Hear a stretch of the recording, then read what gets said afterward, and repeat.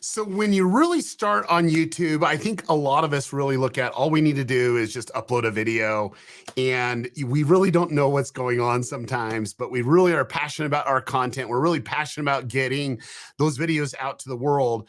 And sometimes you got to take a step back and really analyze what you're actually doing, who's actually going to bring value to you as a viewer, a viewer bringing value to you as a creator, and really anticipating what they need to do to find value in your videos.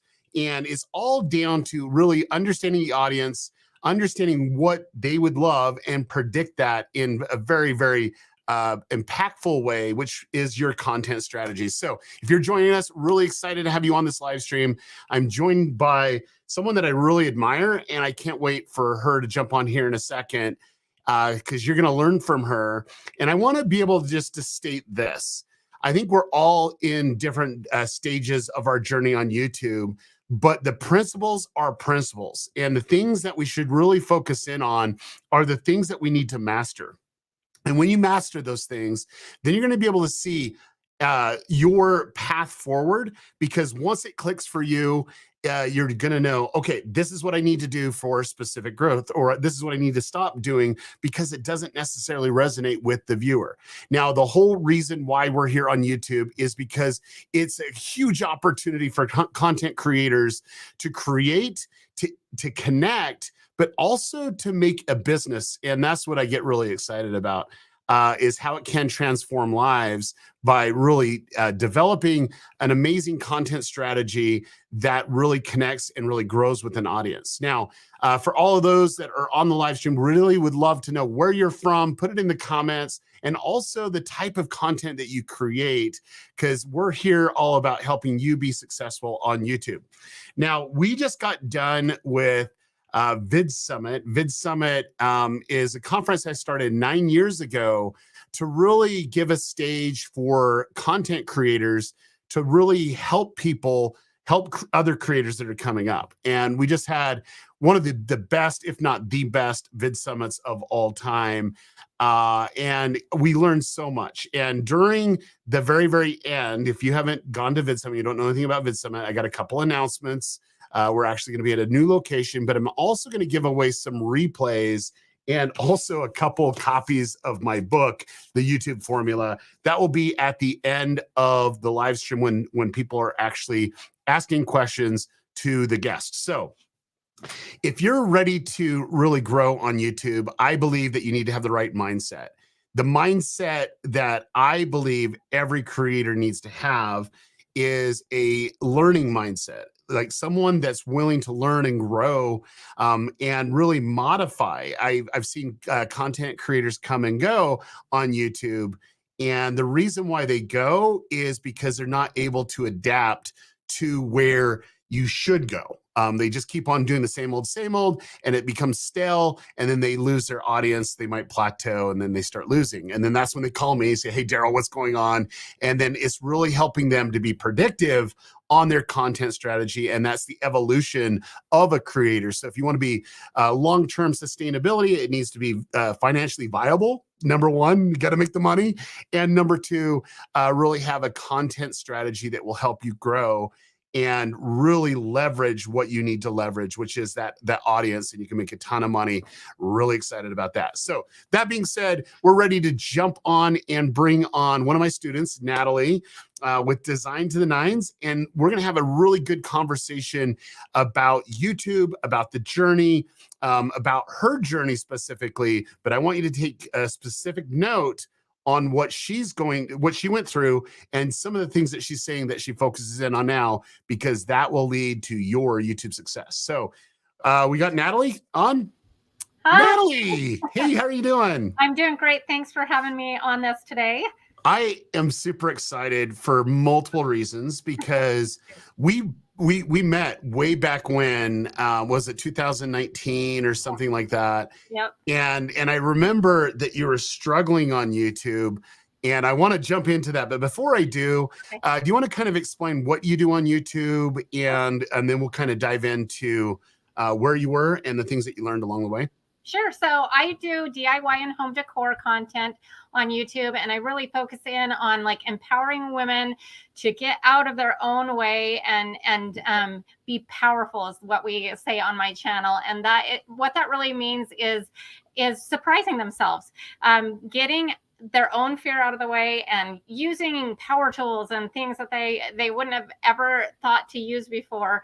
But really it's about like just feeling good about yourself and being creative. So Yeah, I love that, and I think YouTube needs a lot more of that too. I think that you're going to inspire a lot of creators today, especially the female creators, to go and produce more amazing content. So let's kind of jump right in and talk about your journey. And it all started way back when. Why don't you kind of let people know your journey of why YouTube, why it started for you? Okay.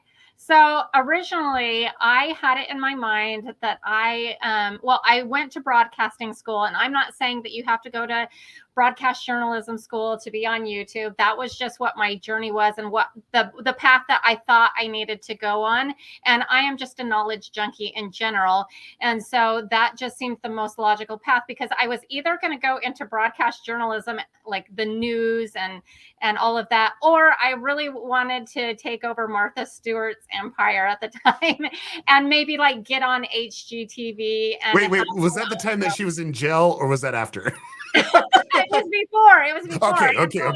I'm just making sure. Want to take over her empire while she's in jail. That was pre all the drama, but like that was my vision of like, I want to inspire women and create. I think that there's like an innate desire for every human to create something that didn't exist before, and I just love that idea. So I thought that was the path, but it didn't go according to plan. Well, let's talk about that real quick, because I think I had kind of the aha moment for me when I was started my journey. I wanted to make Super Bowl commercials, but realistically, I found what I wanted to do is have the impact of Super Bowl commercials, which was basically that people would talk about my content right after it happened and the next day, and it would become water cooler talk, and they would talk about it with their friends. And he said, "Did you see this?" That's what I actually wanted to create.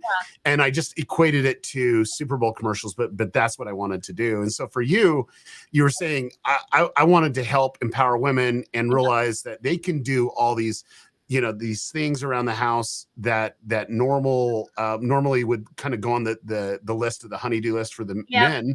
And you're like, I'm going to empower them. I'm going to show them that they can do it on their own and go from there. And so you did an internship with the local television station, KSL. And then, and then it led to something that I was actually pretty blown away by, which was Design Star. Do you want to talk about that for a second? Yeah, so this is actually something that I can talk about now, hindsight, like, and many years later, but it was actually it was like my dream, like to get on Design Star, win like Design Star, and then hopefully have my own TV show on HGTV. And I think I am ill-equipped for that type of content. It is very reality TV was not very reality, is what I discovered. And I ended up getting kicked off on the first episode, and I felt like the rug got ripped right out underneath me. It was just traumatizing for me. For years, it really shook my confidence, like shook me to the core. Like, maybe this is not what I'm even supposed to be doing. Like that kind of shake. Could we talk about that? Because I think, and because we've worked together quite a bit of how I believe it all starts with mindset. But you literally thought, this is my dream. The rug got pulled out, and you're like, wait a minute. I thought this is where I was going to go. And you started to doubt yourself and doubt your path. And how did that, realistically, I think a lot of people on the stream and a lot of people on YouTube can relate, but how did that feel? And how did you change that? How did you change that mindset? Okay. So first of all, like, I was judged by people who I had idolized. So it was like a competition thing. They really ripped me new, and all these people who I had just idolized. And then it shook me. But then I realized that, sometimes when a door closes, like a better, like more appropriate door opens. And honestly, I could have never imagined back then what YouTube would do for me. And honestly, YouTube it's been so much better for me personally in so many ways. Not only am I able to connect on a more personal level to my community and interact with them there's not like a barrier there. It's just so much more personal. There's more money to be made than they were going to pay me. And I'll be honest with you, you're probably getting more views than HGTV anyway. So it's just like, Well, it's true though. Like television is dying. But I can tell you that this struggle of really saying, oh, I need to conform to something that's traditional, and there's gatekeepers, and they're basically, Natalie, they're saying, I think that you're not going to be good enough for this specific path. Yeah. But why I love YouTube so much is because you can literally create your own path, and that's what you did. And that's where it actually started back in 2019 or 2018. Yep. Is you started on YouTube and you started to be SEO focused. Do you want to talk about that for a second? Because you know how I feel about search engine optimization in 2022, but you want to kind of talk about that? Yeah. So, I mean, I was trying to learn what I could about YouTube, and I didn't know like all of the right places to go to, but everything that I was kind of seeing out there was you need to optimize for search engine. You need to do all of your SEO, make sure you've got your keywords and like all of that. And then it worked a little bit for a while, and then I totally hit a wall. Well, let's look at the data, because I think the big thing is, you say it worked for a little while, but when we look at the data, that looks pretty flat to me. Like, it does. Because that is the data. That's the time that you actually were there. And right, come on, Natalie, it worked. Okay, well, it is true. You were getting more views, and you were getting some views based off of search, and you're doing exactly where it's at. But we're looking at it from there. Yeah, and I'm like, being 2020, like it felt like I was making some progress at the time, but now, like where I'm at now, I was really not making progress. You're totally right. Well, but I think it was exciting because you were getting views before, you know, and for me, it's not that I don't like search traffic. I think it has its place, but when you really look at every view that happens on YouTube every day, 75% of all views come from YouTube recommending videos to others. And so that's why I'm like, why settle for so little views when you can have so much more? Well, yeah. And I got to the point where I felt like I was beating my head up against a wall, like every like view and subscriber, I was like clawing my way through. And I'm like, there's got to be a better way. So I did that for, so I went full time on YouTube in 2018. I had thrown up a couple of videos prior to that, but I decided to really give YouTube a go in the end of 2018. And so for a year, that's what I was focused on, is the SEO. And then I'm like, there has to be something more like this. Well, let's talk about this, because I think this is where a lot of content creators can really relate. Is you're starting to obsess with learning all things YouTube. You put on your student's hat. You got introduced to a couple people that were teaching YouTube at the time. You had Mr. Nick Nimmin, and you were kind of listening to everything that he'd say on YouTube, right? Yep. And what happened where you were taking action? I think everyone needs to learn this. It's like there's one thing about absorbing knowledge, but then it's about taking action. Right. So if we could talk about that, I would really love to dive into it, because I think this is kind of where everything kind of changed. Yes.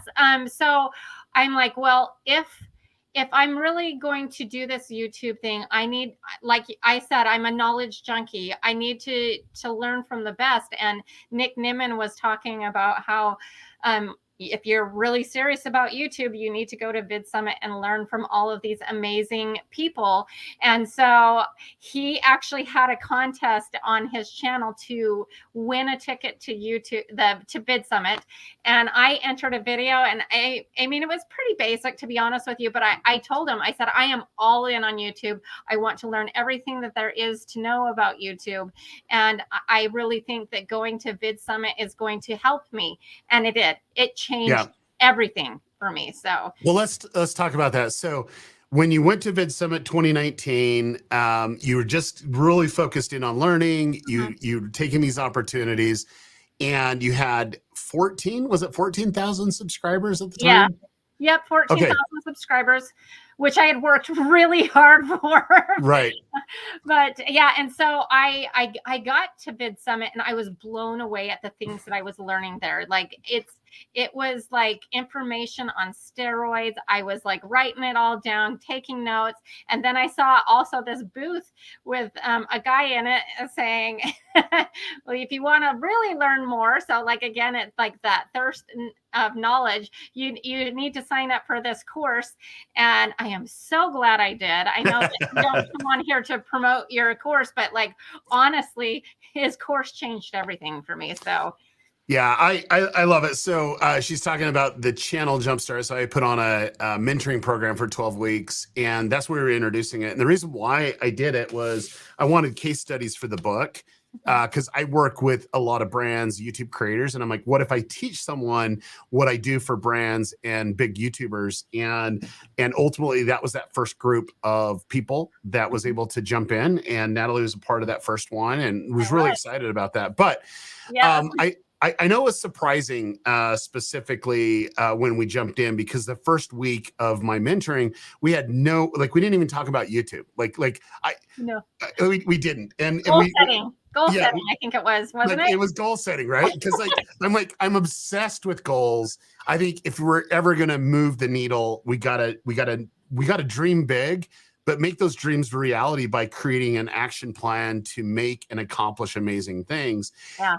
And you had a goal, and I'm really excited about your goal, because when people come on and they get really focused in on doing something and becoming something, and they set the goal, I love that transformation. And I actually kept the little we communicate with our students through different ways, but I kept this when he said, I started Jumpstart with 14,000 subscribers. Thank you, Daryl Eves, what you taught me so far.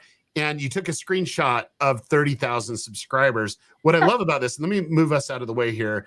We get some people interacting with that as well, but this is what I did. Is like my 90-day goal was 25K. I'm thrilled. And I want to talk about that, because for me, I love it. I think I get more satisfaction than anything else is when I see people that I work with, that I mentor, are able to set goals. And we're not talking easy goals. We're talking goals that would stretch you. So basically, you set a goal to gain a lot more subscribers, and you're able to more than double your subscribers, right, just because you're focused in on that. Could you kind of talk about what was your mindset? Because you went from a devastated mindset of being rejected from traditional television, and now you're like, I'm going to take the reins myself, and I'm going to create the content myself, and I'm going to grow my audience. Yep. And then the moment that you set the goal, what did it do for you? And then also, what did you learn at that moment? So I thought doing 25,000 was a lofty goal, because mind you, I had clawed my way to 14,000 in a matter of like over a year. And so going from 14 to 25 was lofty in a 90-day period. And I doubled my subscribers, and it was just mind blowing. And once you start to have some success, it really breeds some excitement. And so then when you start achieving some of those goals and making them a reality, it's a really good confidence boost. But I think it gives you, instead of kicking yourself, you have something, instead of like beating yourself up on past like failures, you have your eye on like a prize that you're going to get. And I actually did have like a little axe to grind, like a personal like thing that I had to prove to myself that this is really where I belonged, because I knew it in my core, but my core had been shaken, and I turned out that it wasn't how I thought it was going to be, but it was even better. And so, yeah. Yeah, I want to talk about that, because I do believe that it's all about mindset first. I really do. I think that creators need to be in the mindset of openness, willing to learn, Yes. And then I think this is the most important thing, but willing to be wrong. Yep. And you just got to know what to adjust. And so what I want to show you real quick, and this is like for everyone, but here's the moment. You know, you had some good success and you're getting some stuff, but here's the moment that you started to implement Channel Jumpstart. And I love watching it. I love watching things grow. It's pretty cool to look at that. It is, but if we really look at it, that's the moment where you fully implemented Channel Jumpstart, which I love. But what I love is that when we really break down the systems, when we really break down what you need to do, it's plan, execute, analyze, and adjust. And the analyzing and adjusting phase is the most important thing. Yep. And the reason why we're analyzing it is because we want to know the viewer. We want to know what they would find valuable. And we need to know what works and what doesn't work. And as we adjust our new content. So we're not really worried about videos that are in the past. We want to learn from them. We want to grow from them. But that should help us really know how to modify our content going forward. And I want to just show everybody this, because this is like what's the most amazing is that's that moment. But if you really look on the broader scale, see how big this looks? Wow.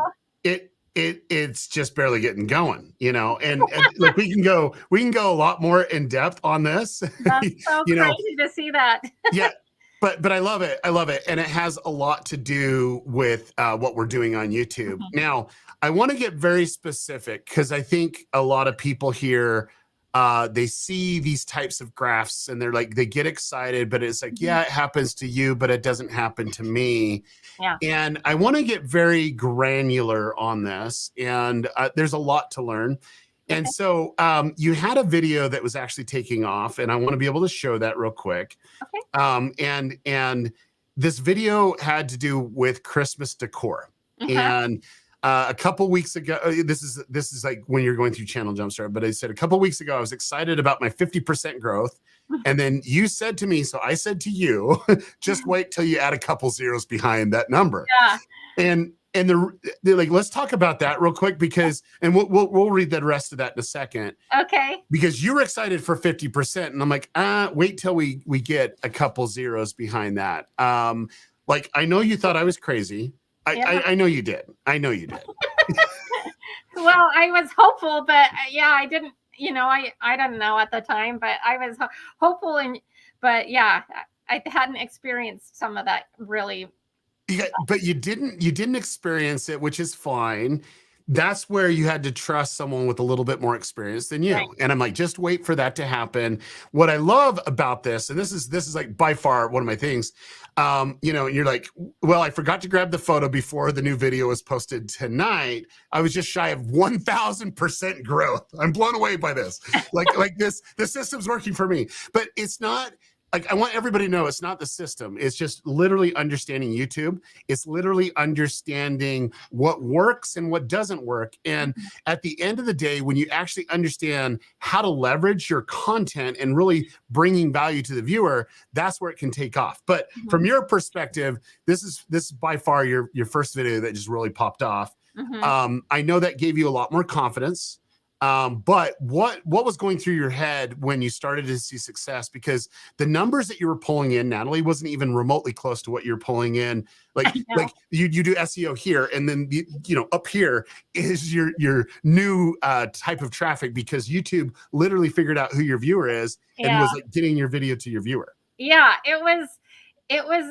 It's so crazy looking back, because it's funny that you showed that video, and I do remember that video very well, but I've had so many since then that like have blown even that one out of the water, and I was so excited about it. So it's funny how like the needle keeps moving, and you just keep continually wanting to improve, adjust, and grow, and like your goals keep growing. But no, it was really starting to in my niche, it was really like focused in on like tutorial based content where you just kind of top down video and you're crafting with your hands, and that's what you were seeing. But in that video, I really tried to implement a little storytelling and making it a little bit more personable. And even though I was using power tools, which a lot of people were kind of pushing back on, they were really willing to listen to it in a better way because I was inviting them into it in a different way than I had maybe done it before. Okay, so let's kind of address this. So, what you were doing before, and this is one of my issues because you know my system, and we talked about this a lot. But Yeah. one of the issues was you were creating content, and you're like, this is the process of what you do on every little project, right? And Uh-huh. I'm like, no, like absolutely not. Like Natalie, you have to have a story. Yeah. People want to know the why, and they want to know the little Yep. details that's going on because they're not there to literally learn how to do the step-by-step thing. They just Yep. want to see it done. They want to see transformation from start to Exactly. finish. And it might inspire some people to do it later, but they're not doing it now. Yeah. And so this is It's your so true. first video that you actually did this, right? Yeah, so I don't remember what happened. I don't remember if it was in this video or one right around the same time, but my husband popped out. He said I was cute, and normally like somebody might like edit that out, but I left it in because I think it was just like a real moment, an authentic moment within the tutorial, and my audience loved it. They thought it was so cute just because it was like a real interaction between my husband Right. and I, and yeah, and so I really feel like it's people want to connect even if it is through something like a tutorial based video. You can still connect and like be one with your community, and I like to call it community rather than audience because that's what I'm trying to create is like almost like a sisterhood, or you know there's guys that Yep. watch my content as well, but like we're a community. Yep.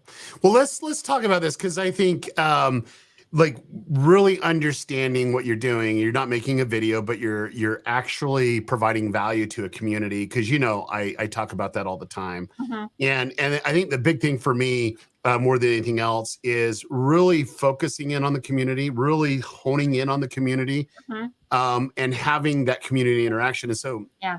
you know, peppering in those moments that connect Mhm. with someone, Mhm. that's so awesome. Like Mhm. getting it to connect with them, and they see a moment in the video and they're like, oh my gosh, that was so cute, that was so fun, Yeah. and going from there.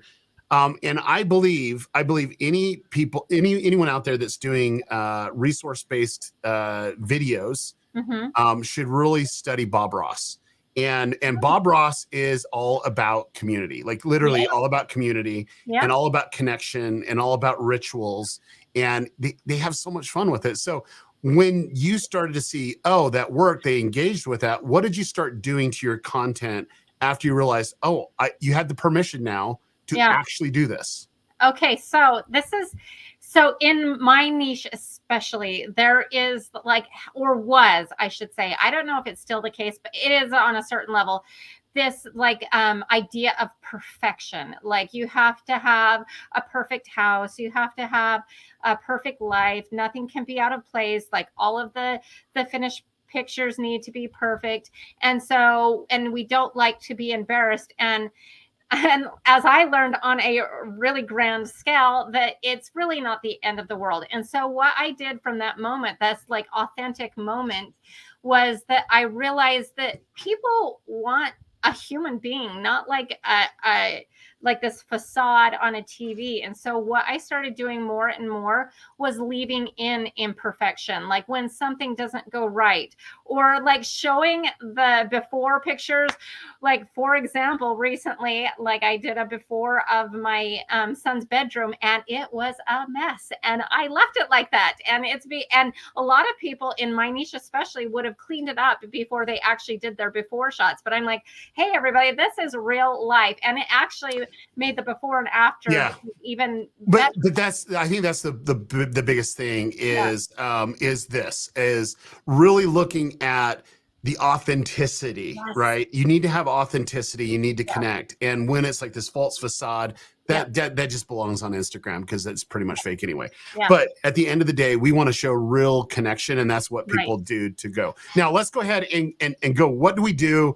And this is where everyone needs to pull out their notebook or whatever and start writing down or come back to this. But what do we do when a video pops? I think this right here is really important because we had a video that took off, and it's really important for you to double down and really look at the Right. opportunity. So when you have a video taking off, what do you normally think about now?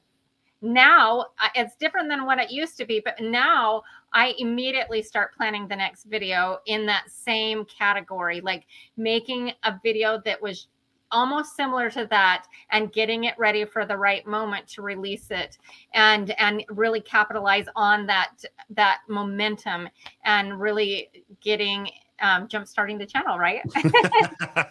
Well, I love how you use that. But I want to show everybody, because I think that they have the false facade that immediately when you release a video that it's going to just pop off. Right. And one of the things that we found is when you are having some slow growth and on your channel, you don't get a ton of views, that a video takes a little bit of time to get the indicators back to realize if it needs to go out to a bigger audience. And so I found it's usually between 7 and 14 days. Sometimes it can go as high as 90 days. But if you have a really good video that connects, it usually takes that time.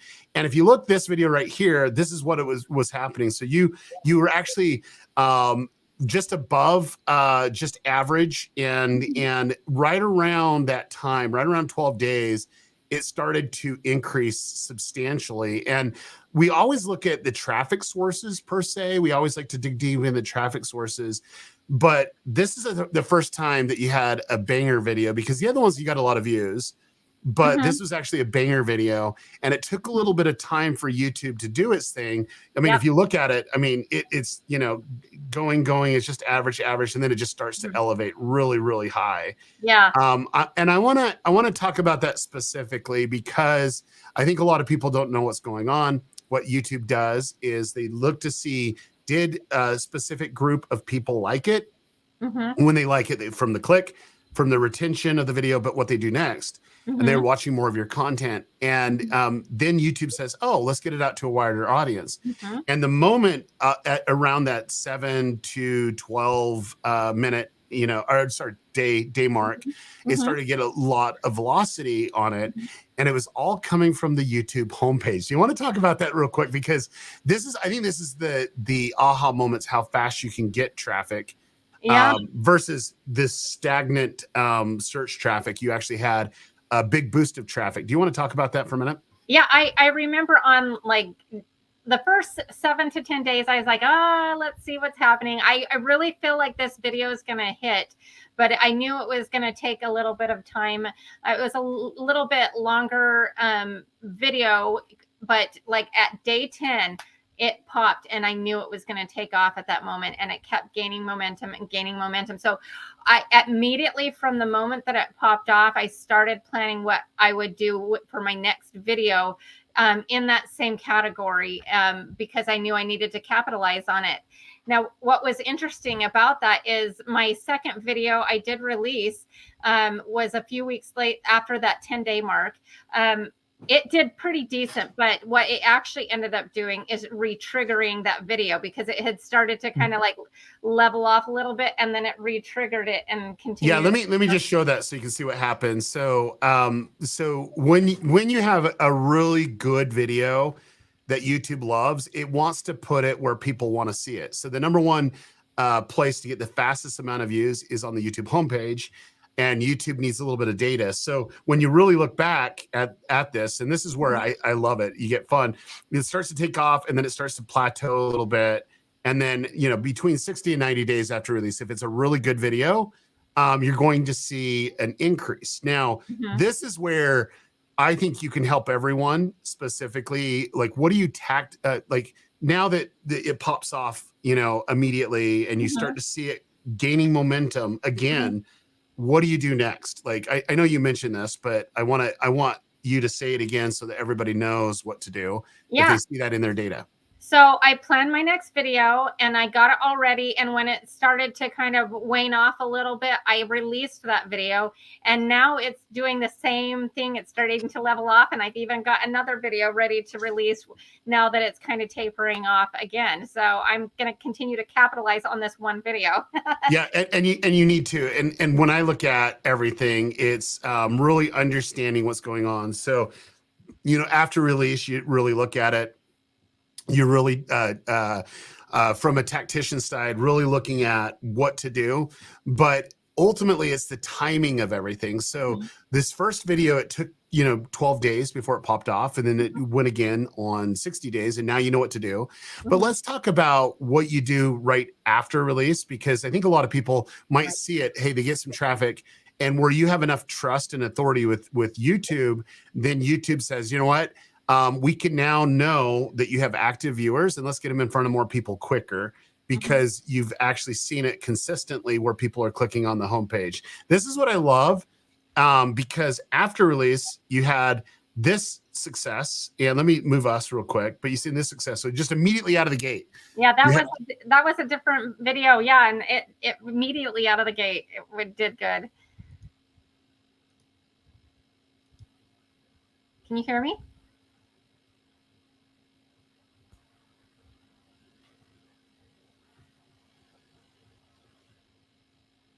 Hello?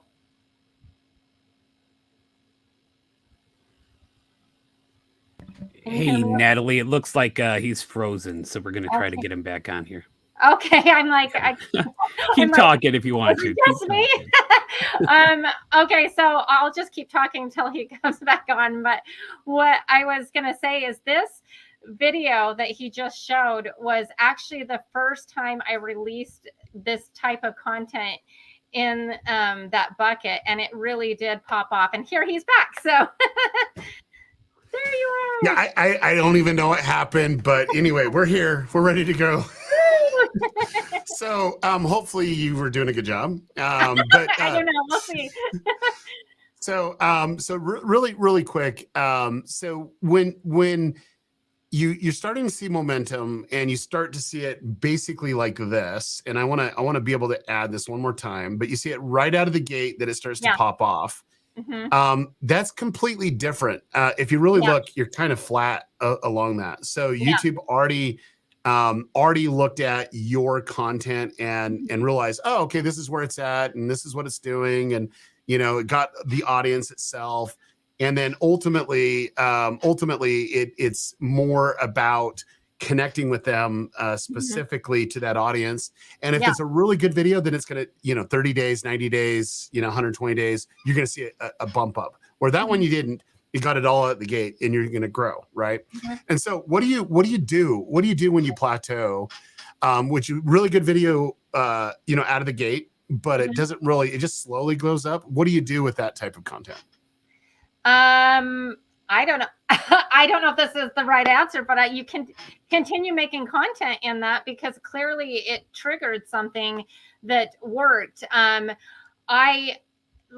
one is actually in the same category as the ones that was working, and I think that is why that video did well, is because of that was the first video like that. So yeah, and I want to address this, because a lot of people think, oh, it got a whole bunch of views, and then it just is getting in trickle traffic.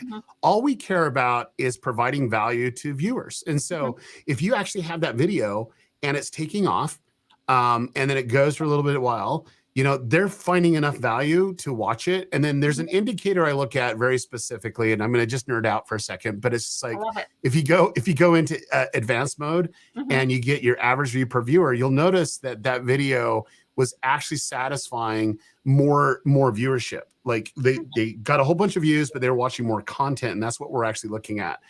So ultimately, at the end of the day, that's what we need to do. And what we need to grow. Now, here's another video that just kind of popped off. This is a really, really good video. I think you learned so much from this. I forgot to I forgot to blur out. You all know how much I made. Okay, you guys can see what she does now, but we love you. But I try to blur it out, so I do apologize. But let's talk about this, because you have a bucket, and let's explain to everyone what a bucket is, and that you actually added to that bucket. What does that actually do to your channel, and especially videos? So it helps YouTube understand what type of content your viewers like and don't like. So if you create like a bucket, like he's talking about, then you can really test it out and see if it's something that your audience is going to respond to or not. And then when you put out more content within that bucket, then YouTube will remember, oh yeah, this bucket does really well. The audience Yep. really likes this bucket, and then they'll promote it better. And this was one that it really, yeah, this is one of my Well, buckets that do really, really well. let's talk about this, because I think this is, I think everything, and John, keep it on the two shot for a minute, because I want to have a quick conversation on this. But it's more about predicting what viewers want. And if they like a specific type of video, the more that you add content to it, it does two things. Number one, it gives people what they want, right? Yeah. But it also gives YouTube something to suggest. And so if there's a specific topic that actually someone's engaged with in a period of time, let's say 28 days, right? Mhm. And you give more content related to that topic, YouTube now has something to suggest or also put on the homepage. Mhm. What I love more than anything else is when you have a really good video that pops off, and then the next suggested video is the next one in your bucket. You know, Mhm. I love that, because you're getting not only one view, but you have the opportunity to get a really solid view if they really like the topic. Yeah. Do you Yeah. want to talk about how that's transformed your channel, and specifically predicting what people want not only transformed the channel of getting more views, but your CPMs went up. You made more money on this, and let's kind of dig into that a little bit. Right. Okay. So when I really started to understand what it was that my audience wanted, I can make better content. And so that makes, when you make better content, you get more views, you get more subscribers. And when you get more views, then you make more money. I mean, obviously, I mean, it's all obviously. I mean, No, but I want to talk about why, because Okay. I think people don't realize why. But when you bring value to a group of people that have a lot of similarities, which is your viewer, and if they have all the different similarities, advertisers see the value of that, and they look at, oh, who's actually connecting with this group of people? Well, let's put content on it. And when there's like a bidding war, because they want their ad in front of those eyeballs, guess what happens? It magically gets you high CPMs. And if you want to go back on this live stream, you can kind of calculate her CPMs. They're extremely high. Okay. You know, well, I don't say shh. It's cats out of the bag already. Yeah, I know. It's all good. But that's how magically it happens. And so when you're looking at how to bring value to the viewer, and there's more viewers like it, and you're bringing more value to a bigger group of viewers that have a lot of similarities, okay, then you can anticipate what they want from a content. But also on the ad side, you know, they're bidding for those eyeballs. They really are. Right. I mean, because there's channels that are much larger than mine, and I get more views, and you make more money than them too. So I was gonna say, I would guess that I make more money because they're gonna want their ads on my channel. So yeah. Well, let's kind of dive into this, and this is another one. So you had the video really pop off. You got 1.5 million more than normal. If we look really close, I mean, there's some different things about what I love when you have a really good piece of content. So if you look at this one, this is what I would consider an evergreen video, because you're always bringing in new subscribers. You're always bringing in more money. And ultimately that's what we're looking to do. So I know there's certain types of content that you're only going to get the views in those first maybe 48 hours, maybe 7 days, and then they kind of die off. But talk to me about evergreen content, because your channel's full of evergreen content. You have different times that it takes off and different times that it comes down. Right. So I actually, was it 2 years ago, like after implementing your system, I kind of made it a point to get a little bit more evergreen content on my channel, because I think in my niche, especially, we could get really stuck in, like doing seasonal stuff, which there's nothing wrong with seasonal. I go gung ho during Christmas. I go all out, but I was getting really caught in the rut of doing, you know, Valentine's decor, and then I need to do Easter decor, and then I need to, you know, and very like seasonal stuff. But the problem with that is very short-lived traffic. So I made it a point to implement more evergreen content that would that would get me traffic longer term than just like a short spike of traffic for a short amount of time. And so, yeah, I started making that like a real point. And so it's really helped my channel to grow. Yep. Yeah, these ones are interesting because these are this is kind of where it is an evergreen piece of content, but it's within a bucket. And when things grow, they grow together. So like when you get views on one, it promotes another, and that's why I wanted to show that. But this is where I love to look. Okay, let's get real for a minute.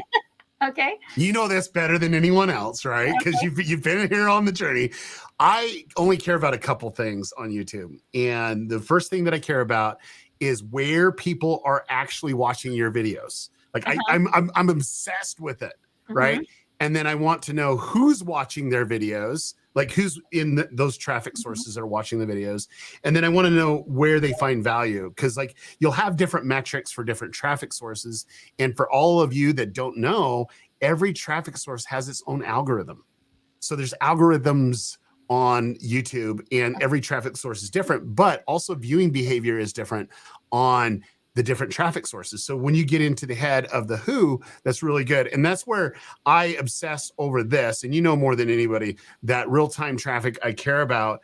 Yeah. And I just before the call, a couple days ago, we went in, and I want to show you so real-time traffic, but you have this little thing right here. If we were to look, November 30th, 2020, you're getting views right now on absolute top 25 best high-end Christmas decor DIY ideas. Yep. So my question is, what do you do?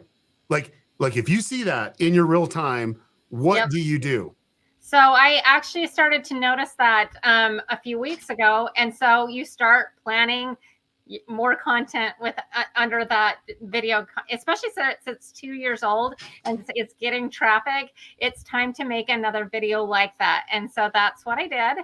And I released it. And those type of videos really take time to get. It takes that 7 to 14 days to really catch fire, but it's about to go. I know. Yeah, it's about to pop off, because what you do out of everything is you make a video right now. Like that's what you do. You make a video right now. You don't even hesitate, because when you do it, I always look at the data, and the data will tell you exactly when you should release and why you should release, and so on and so forth. The data is really important. But for me, now there's a high probability now of you doing the video. You have a video that's taking off right now. You're getting ready to release a video, or even if you released a video, it's going to take a little bit of time, because YouTube's going to do its thing on this one video, and then it's going to recommend more. And as we're coming into Christmas and all the Christmas prep, you're going to have a video that's prime, that's going to get you more views. Yep. It's so fun to watch, like really old videos still get traffic, still get views, still make money. It's so crazy. But that's the beauty of like the evergreen part. And actually, in a way, even though Christmas is seasonal, it still is kind of evergreen. It is. Every time Christmas comes around, it will pick it back up. And so I've seen that a lot. Well, let's talk about one of the things that I'm passionate about, which is always look at the data. Always be looking at the data. We need to understand what the data is. And you are still one of my students, and I mentor you, and we go through certain things. We had you on as an example where we're like kind of ripping apart your channel and telling everything that you're doing wrong. And I noticed something, and I said, Natalie, you got to make some content like this, because this is the subject that your audience wants. And you're like, well, you didn't do it like that, because I know you're like, whatever, but you're a little you're like, okay, but I'll let you take it from here. Because I think this is really important for everyone on. When you look at data and you see patterns, the patterns speak to you in certain ways. I've been doing this so much. Like I literally see patterns in ways that most people can't see, because I just have a lot of data, history and background. But anyway, we basically looked at the data, and I says, you probably want to do this. You want to kind of tee up that story, because I think a lot of people can learn from this. Yeah, so in my niche, Dollar Tree DIYs are really popular, and it's not that I don't like that kind of content. It just I didn't feel like it aligned with what I like to do, and it's I want quality DIYs that are really going to stand the test of times, and I see a lot of content in that category that it's all Dollar Tree stuff. And if you try to get out of the lane of, you have to use only Dollar Tree items, that if you get out of the lane, people don't like it. And I had a really hard time balancing, the need of my audience, the desire of my audience to do Dollar Tree content, and my desire to do really high end items that will really stand the test of time and be really quality. And so, Okay, so let's stop. Oh, time out. Okay. Can't go any further. Okay. Okay, but in your mindset, it's like, this is where I want to be, and the reality was, you weren't looking at all the data, and your desires to be there, but sometimes when you look at the desires, you're narrowing your window of how big that video can be, right? Yeah. And for me, I'm always like, how can we broaden it but not too far that we lose our core audience? And that's why I was like looking at the data. I'm like, dude, Dollar Tree, your people are literally loving Dollar Tree. Why aren't we doing Dollar Tree? And you're like, well, I mean, this is what you said. Well, the quality of that was basically what I said. Yeah. You're like, well, but I'm like, it's not that you have to compromise your authenticity, but you need to be able to say, look, just switching out where you're buying the stuff and getting, the great values. Maybe that's the value proposition of the everyday viewer that you're doing from there. So let's go ahead and try it. Yeah. Okay, go ahead. I was just going to say, I think you basically said, find a way to hit their pain point, but make it work for you. And that's what I did. Yeah, so that's true. Like I want to be able to say, okay, look at the pain point, but make it look for you, and then really bring in value that you can only do, right? And so I'm gonna go ahead and share like a text thread. Okay, because like, this is really good. So you're like, don't you hate being right? Because look at that growth. Like I love growth like that, you know what I'm saying? And I love it when a plan comes together. So like for me, it's really about seeing the data, learning from the data, and then really willing to try. Because if you weren't willing to try, you would have probably lost tens of millions of video views, which equates into money, because you're like, no, my content is like this, Daryl. I will not compromise whatever. Instead of saying, look, I'm bringing, the whole goal of YouTube is bringing value to the viewer. Right. And if I can bring value to the viewer this way, doing my own spin on it in my own way and making it better, then why not? You want to talk about that? Yeah. So, I mean, I think that is really the point that we need to all like kind of learn, is that we need to be teachable and flexible, because I think I kind of pushed back on this idea for a while, but I do have to give myself a little credit being teachable, because I trust mentors that I put in my life to help me. And if we don't listen to the people who are mentoring us, then what's the point of getting mentorship? And so I decided to embrace it, and it went really, really well. and I've made subsequent videos, and they've gone really, really well. Yeah. And at the same time, my audience is loving it. Yeah, but it expanded your content. You actually now had a new bucket that you didn't have before. Right. And it added variety to your content. So you weren't always doing the same thing. Right. And that's kind of my whole thing. If you're not iterating, you're dying. I do believe this. I 1,000,000% believe this on YouTube. If you don't iterate, you don't learn from your data, you don't try things or test things, then you're going to die. Look at Mr. Beast. And I know that we use him as an extreme example, but look at Mr. Beast. He's always iterating, trying to push the needle. But more importantly, look at HopeScope. Go watch a video like 3 years ago of HopeScope. You know what I'm saying? And now look at something, and that's what I'm saying is, like, if you don't iterate, you will die, or you'll be depressed and you'll just plateau. For me, I always want to be one step ahead and look at the data and be one step ahead and iterate and test things and be willing to test things and be willing to be wrong. But if you really look at the data and understand the data, you're actually going to push it to a level that you never see before. But hey, Hope said, don't go look at her videos 3 years ago. I'm with her on that. Don't go watch my old videos. HopeScope 3 years ago, because my whole point is this: if you're really pushing the needle, you'll be embarrassed by your videos 6 months ago. Totally. I'm like, that's what I was sitting there thinking to myself. I'm like, don't go watch my old videos. Don't go watch my old videos. I mean, not really, but like there are some videos where I'm like, oh my gosh. Well, let's talk a little bit about our last meetup. Not necessarily at VidSummit, but for Channel Jumpstart. Okay. So you and I, we were able to have conversations. We get together because where I'm mentoring you in person. And I want to bring this up because, I think a lot of people struggle with this. And we were talking about characters, and we were talking about journeys, and so on and so forth. And you're mentioning a little bit about different characters that can come on. One was a general contractor that can kind of weave into your content. And I'm like, well, why don't you get your license? Do you want to? I think this is really important for people to understand. And really comprehend what you need to do to evolve with your content.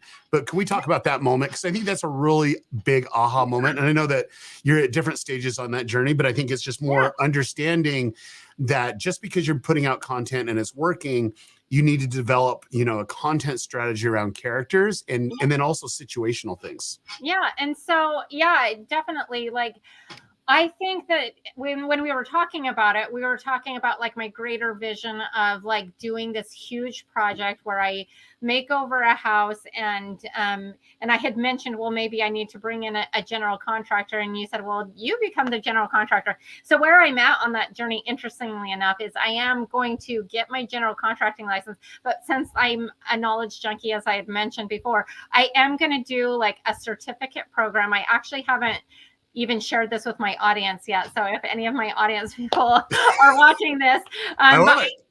I'm going to get like a certificate program prior to actually taking the test, so that I have a little bit more weight behind it, and I feel like I am more equipped for that. Can we talk about that real quick? Because I don't know if everyone knows what's going on. Let's do split screen. Let's keep it on split screen for a while. But you're going to do the certificate program, but of course, in Channel Jumpstart, in section 4, we talk about storytelling, and all the things. Okay. But it's like, what are the steps of you needing to become a general contractor? And if you just went, oh, guess what, guys? I just got my general contracting license ready to go. Nobody's invested in the journey. Yeah, no, I'm going to share the journey. In fact, I've already started the process when I announced my new bucket, which I just actually released my first episode in that bucket a couple days ago. But I announced this bucket in August, and I said, well, my end goal of this bucket is to do a whole house. So I announced that. But in the meantime, we're going to do these kind of smaller projects along the way. And so that's what the purpose of the bucket is. And so on that, I'm going to share the journey of doing my contracting license. I love it. And I want everyone to realize that if you just say, oh, announcement, I just got my general contracting license, there's no investment into the community. And so by doing this, we're saying, hey, it's my dream to actually make over a house and give it away. But for that to happen, I need to become a general contractor. And for me, I'm going to start with certification. Do you guys think that's a great idea? And if they think it's a great idea, of course, you're going to do it regardless. Now, this is where I want you to really start thinking. Okay. And this is really, and I know that you probably know this already, but just because you have a designated bucket for this isn't the only place that you talk about it. We talk about peppering it in to all your content. And you're like, hey, it's the long night because I'm cramming for my certification. I'm trying to get certified to be a general contractor because I have this dream home, that we're doing. You can see that in these series. Like having that as 30 seconds, 20 seconds, 10 seconds. Totally. People are like, oh, I wonder what's going on here. And, they want to follow that journey of you. And I want everyone to listen to what I'm saying here now. And John, keep it on the split screen because it's really important that we do it. Is it like, Natalie, is it really about you becoming a general contractor for storytelling only, or is it about woman empowerment? Because at the end of the day, what is it really about?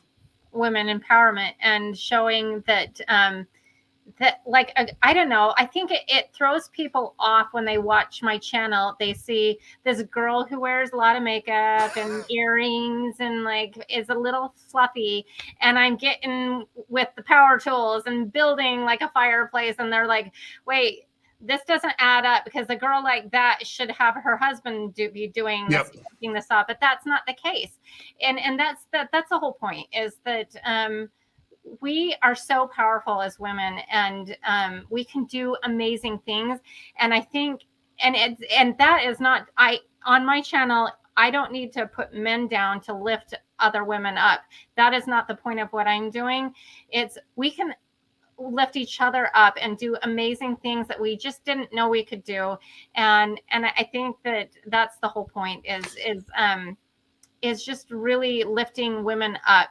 And especially in this kind of like, Well, if you really look at the industry, I mean, maybe you're 0.01% that general contractors are women. I mean, so you're like literally in this male dominated industry. Yeah. But you're proving that, look, you can do it on your own.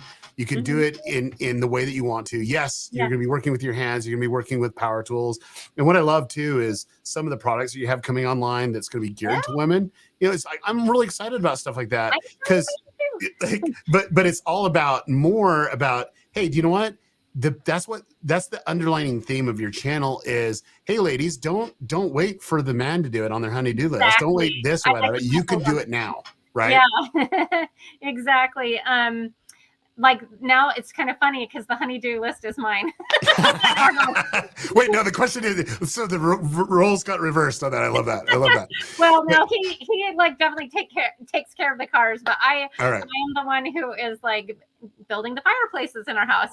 I love it. Okay, so I think the big thing is we're gonna have a lot of people that have questions and so on, but I want to just give you the floor of where you've come from and kind of the aha moments. Would you just take a few minutes and just talk about starting out, your mindset, and what the aha moments were? I know a lot of people watch this live stream, but I think I want to give you the floor here to take just the different moments of having an aha moment to be where you're at today. And then two, the things that you're actually looking for. Okay. So I think, I mean, the first aha moment is that I could pave my own path and create my own content. Like after suffering like the humiliation of being like booted out of my dream, being publicly like humiliated. Please don't go watch that. But like,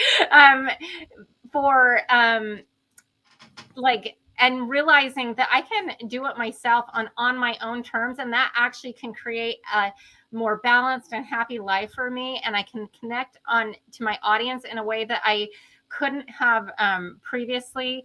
Another aha moment is just realizing that we need to be teachable and not get so set in our ways that we aren't. It's like what I teach on my channel is like we have to get out of our own ways and do things that are a little scary and be a little bit brave and test the waters, because if we don't, then we're not going to grow and we're not going to really discover like our real true potential.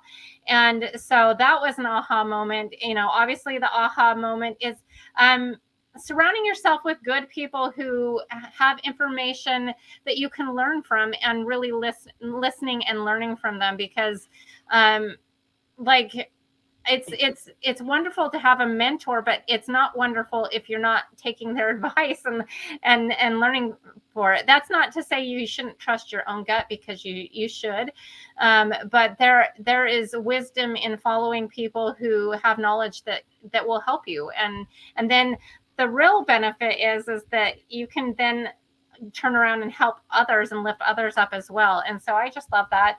And then I guess where I'm going, I still want to take over Martha Stewart's empire. I don't know if she really has one anymore. but it's gonna be. She does. She's just cooking with Snoop Dogg now, right? Something like that.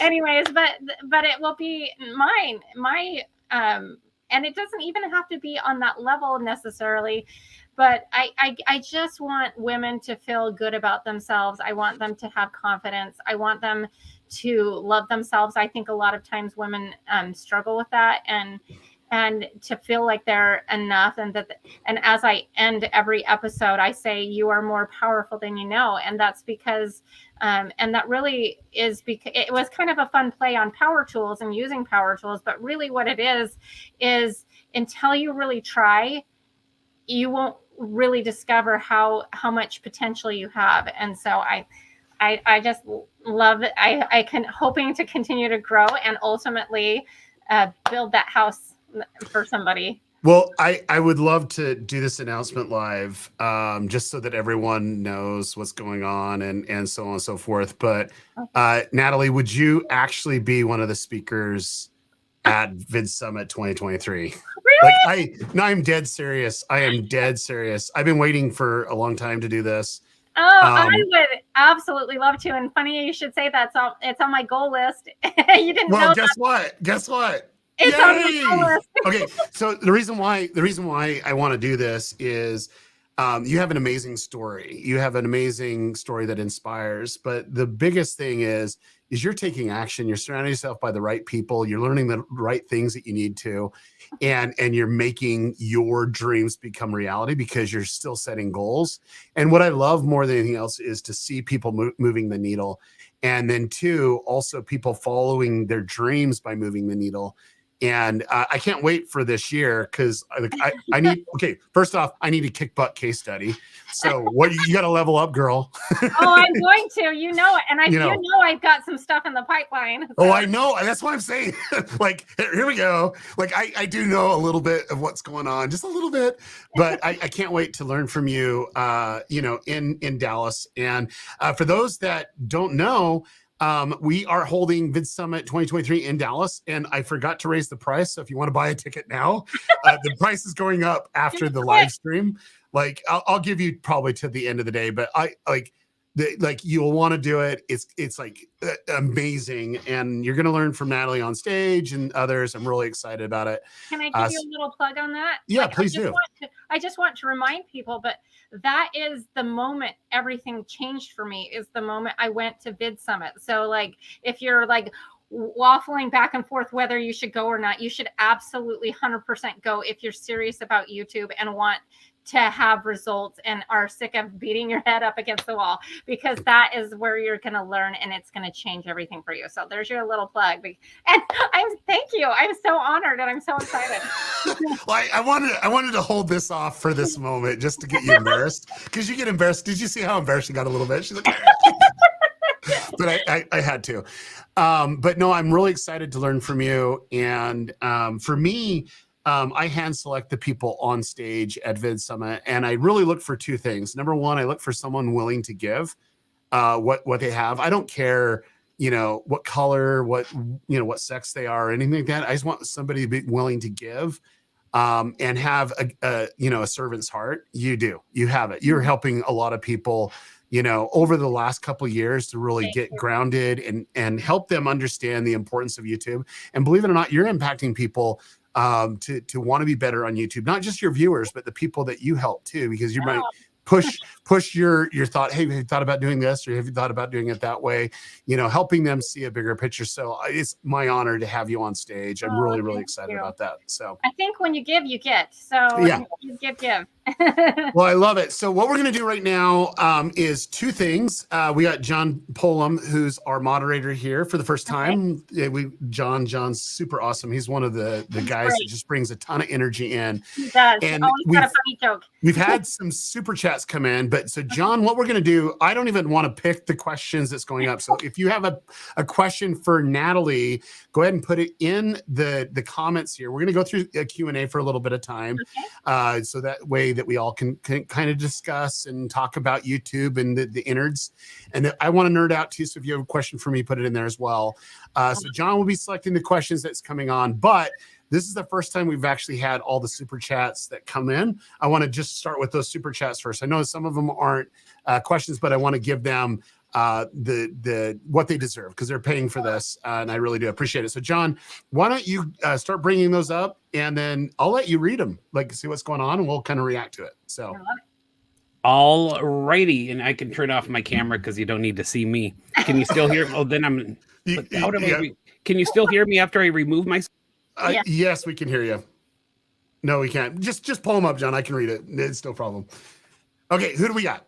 Okay, so Animal Adventures, what would you do differently if you were starting from scratch? I just launched, have 0 subscribers and just a few views. I'm in the 4th read of Daryl's book, and I start CGS in October. Like they start here in a couple of weeks. Really excited about that. But what's advice that you give Animal Adventures?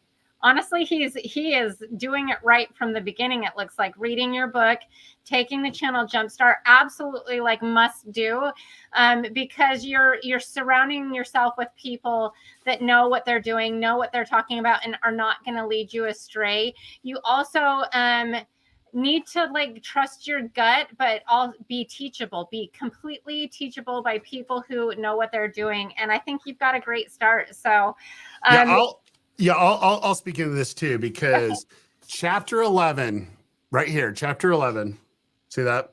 Yeah, that's a good one. I can't overemphasize that. I wish I had time in the book to just focus in on chapter 11. I'm going to make this public announcement. I probably shouldn't do it, but this is actually a trilogy. So this is the book 1 of a total of 3 books. And I can't wait. It won't be the second book, but it's gonna be the 3rd book. But I really want to go in on, understanding your audience to a depth that you've never seen before, because that's kind of my superpowers. Like I can really identify who responds to what and why, and I really go in depth on that. But that's what I do is chapter 11. I'd read it, understand it. I think most content creators, once it clicks it for them of who they're actually creating content for, and understand their demographics, psychographics, what they do online, what they do offline, and really deep dive into their day and anticipate their desires, kind of like what Natalie has done. And you're providing that value, that's where things can grow. And so really excited about that. Okay, John, who do we got next? Okay. Not economically viable. Okay, there we go. First off, good job on that one. How do you train YouTube to recognize which videos belong to which buckets? Okay, so Natalie, I'll start out this one because it's like that's for you. It's an interesting. Okay, you're not training YouTube anything. What we're doing is getting videos to respond to certain type of people. What YouTube does is it looks at who's watching that video and why, and who clicks on it, who doesn't click on it, how long they stay on the video or how long they jump off, and then what they do next. And then they really look at how they engage with it. There's a lot of different satisfaction signals based on different traffic sources. But basically YouTube sees people that actually like the content. And if a group of people like it, they're going to try to broaden that viewership out a little bit. That will get you more impressions. And if you have good click-through rate, which is that CTR, getting people to see your title and thumbnail and click on it, and people are watching it and staying on the platform longer, it's going to go out to more and more people. So the only thing with buckets, though, because you're saying, how do you actually train YouTube for buckets, is when you have a piece of content that it's the content strategy of how your video is the same. And all you're doing is changing a variable. So if it's like, 25 hacks, DIY hacks at fill in the blank for under $20, and the fill in the blank is Dollar Tree, or it could be fill in the blank is Walmart, or fill in the blank is Amazon, but it's the same type of video. That's what you're actually doing, is people are interested in it, and then they go deeper on that. Do you want to say anything on that, or we go? Just like packaging it and titling it similarly, so YouTube can immediately like recognize, oh, that's that type of video. But that's what you said, and so yeah. All right. Okay, John, what's the next question here? Okay, sewing report. Natalie, can you talk about your production workflow and how you're able to produce such labor-intensive videos regularly? That's a really good question. It is a good question, because in our niche, it is more labor intensive than sitting and doing like a talking video. I am actually physically building a fireplace or doing these crafts. So basically, it takes me probably a week, depending on the video. I mean, some are obviously more labor intensive videos than others to create. So I start long ahead by planning. I have my content scheduled out 3 to 6 months. I know at least an idea of what type of content I'm doing well ahead of time, which takes the stress out of it in the moment. Because I know a lot of content creators in my niche will like plan it out like that week or like a few days before.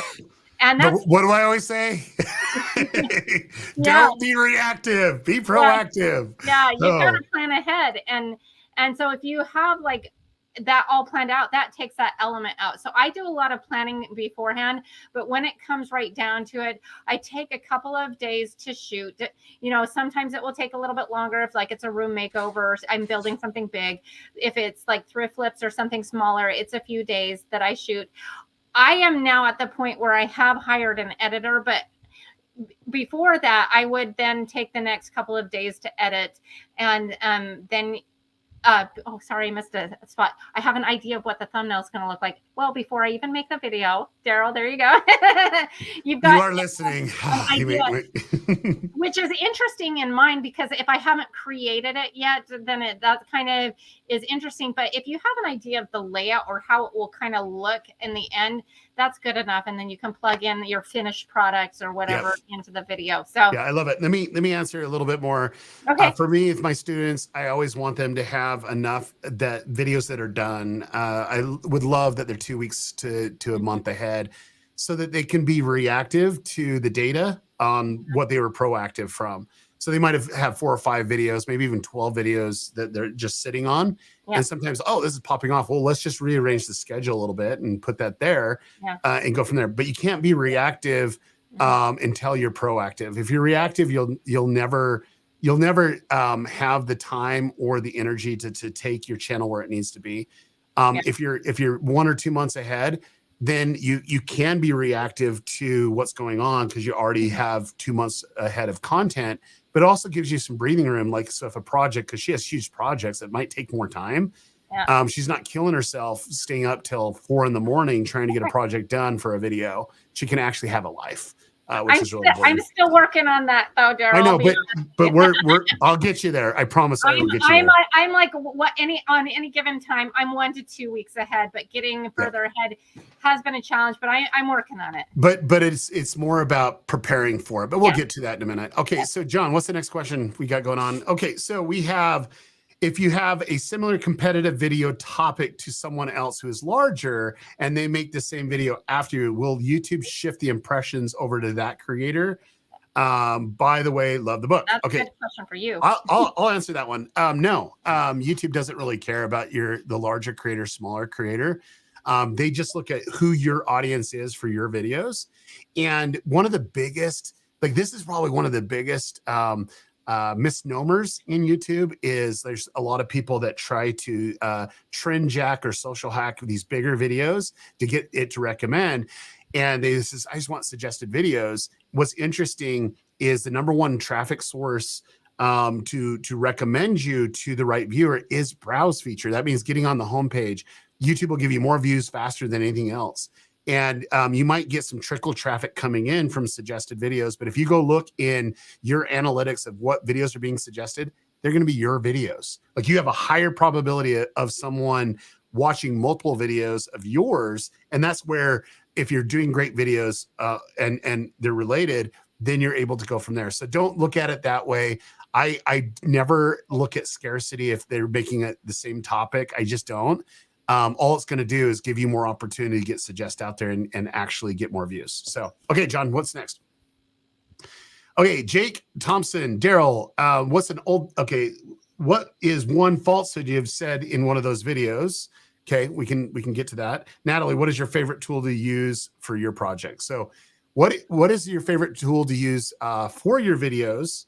And then a favorite tool that you might have in making your videos. Oh, so like not power tools. We're talking like. Well, let's do a power content tool first, and then Okay. a tool for YouTube. Yeah. Oh my word, that's tough. As far as power tool, I love them all. I really love having a nail gun because it takes swinging a hammer out of the aspect and smashing fingers. So that we'll just leave it at that. But I love drills, and I love my miter saw. So I mean, it's really a tough question. So there you go, you get 3. And then as far as for creating content, I think getting a good laptop. If you're going to be editing your own video, you need a powerful laptop that will help you and not cause you a lot of headache when you're editing videos. So I don't know. And my number one tool is for YouTube is getting a production assistant or a personal assistant. Just because they can make your life easier. Trust me.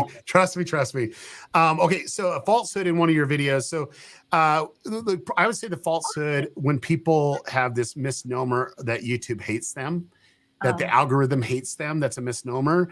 They just hate your content. You need to really look at your content and really analyze your content. And I can tell you, I've seen that over and over again. YouTube hates me, but they don't have a content strategy. They're just throwing content up and they get some views here, but no views there. Well, the reason why is they're not bringing value consistently to an audience. Yeah. Okay, John, who do we got next? We got Gustav. Successful channels in my niche, delete and re-upload the videos later. When they don't perform after a few hours and some thumbnail changes. Is that a bad practice? The replays would be great. Okay, so let me answer that one because that's a fun one. I rarely ever delete something at all when I upload it. I've done it before. I'm not saying I've never done it, but I rarely ever do it. The reason why is I believe in if it didn't perform, I need to know why. And I know that some people will take it down and redo it because they're like, oh, it didn't go out where it needed to. And I just disagree with it. You probably didn't give it enough time. I'm looking at the traffic sources of where the views are coming in. And if it's lower than my baseline, and if you don't know what the baseline is, that's where the book comes in. But it's more, if it's lower than my baseline, I'll switch out a thumbnail, but I won't delete the video. Mm-hmm. And I've literally said this. I don't even know if you had this question once where a video is underperforming, but I've had a lot of students say, hey, do I delete the video and re-upload it? I'm like, no, just give it time. If it's a really good video, give it time. Mm-hmm. And I found some of these videos, like I had a student just say this recently and then, oh, it's a poor video. Like it didn't really work. And I'm looking at it, I'm like, no, it just needs a little bit more time. Mm-hmm. And then, 30 days into it, 90 days into it, 120 days into it, it just skyrockets. Mm-hmm. And they're like, wait, you actually know what you're talking about? Like, yes. I mean, it's a good video if it's a good video. And if you meddle with it too much, you're not allowing the learning from it, which is learning from the data. So love it. Okay. And then replays, we're going to be giving away some replays and books at the end of the stream. And so stick around for that. Okay, John, who is next? Okay, in recon and research for my first video, if I can't find 2 creators in my niche, let alone 20, like your book suggests, is that a sign that my niche is a bad idea, or is it just a super low competition? Okay, so what's your thoughts on that one, Natalie? That's a good question. I think that that is a good question. I think that you can find creators that would still be similar that you can learn from, that maybe they're not exactly your niche, but you can still learn what's working from them. So say you do like yoga specifically, and I know that that's probably a big niche, but but you could analyze like the exercise industry, like as an example, because I don't know what your niche is. For me, like say there was only 2 DIYers in my niche, I could look at people who appeal to my same audience, like cooking channels. What can I learn from a cooking channel that I implement on my channel? I don't know if that's helpful, but that's what I would. No, absolutely. I think when you say that there's not anyone in your niche, maybe your niche is too narrow.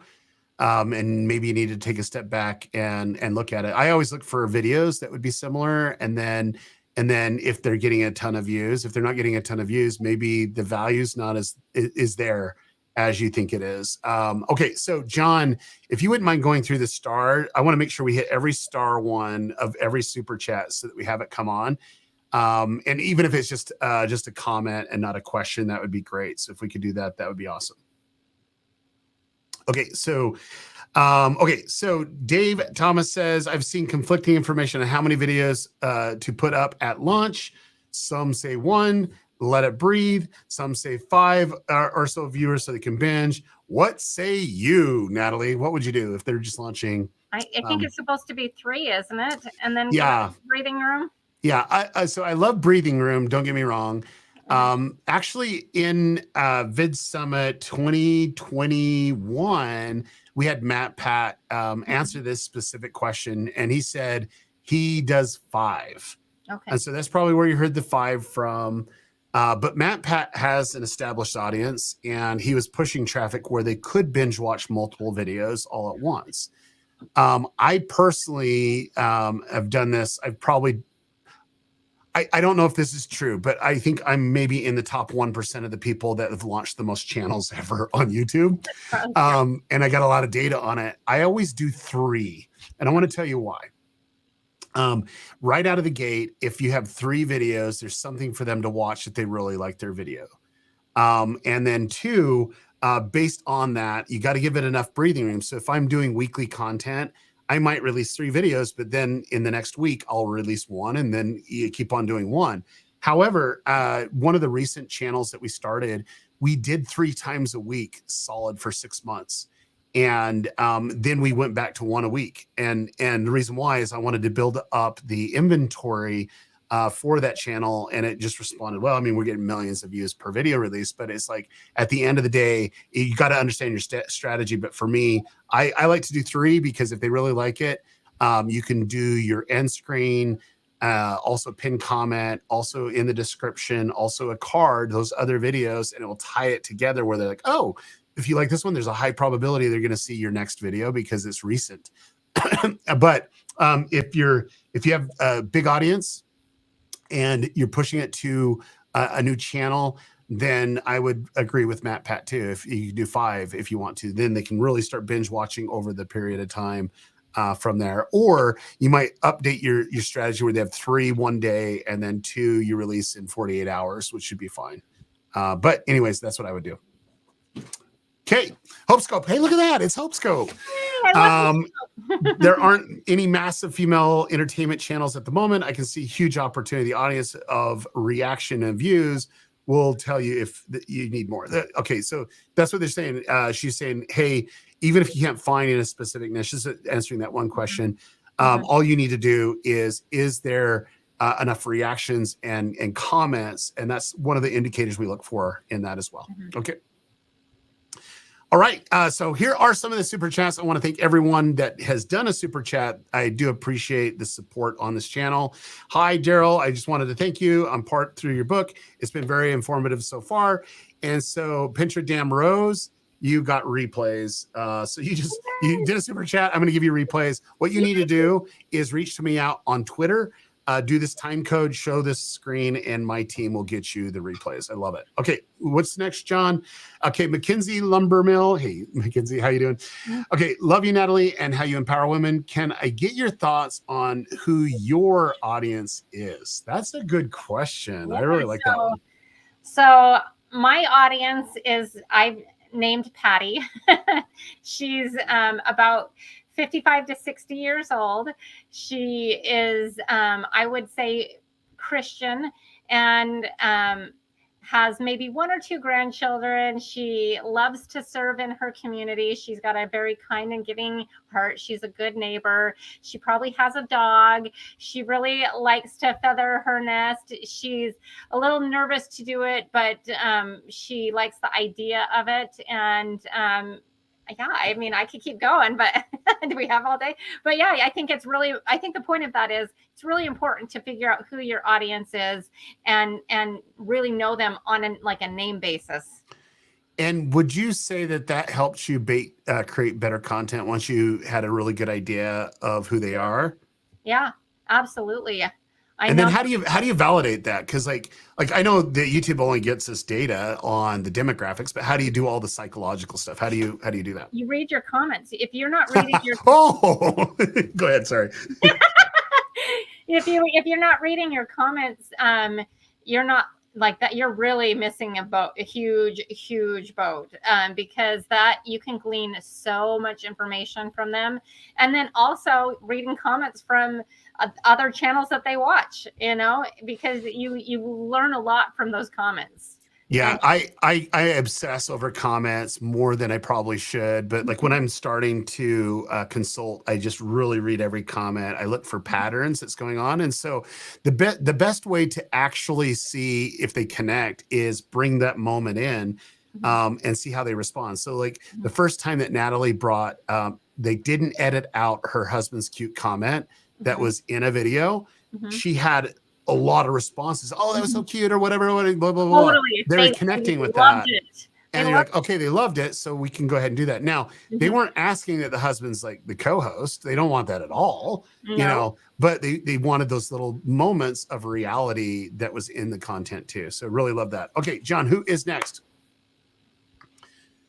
Okay, on board. So it says, I will now be data-driven, no more random videos. Look, I want you to be as data-driven as possible, but it needs to be, there needs to be continuity.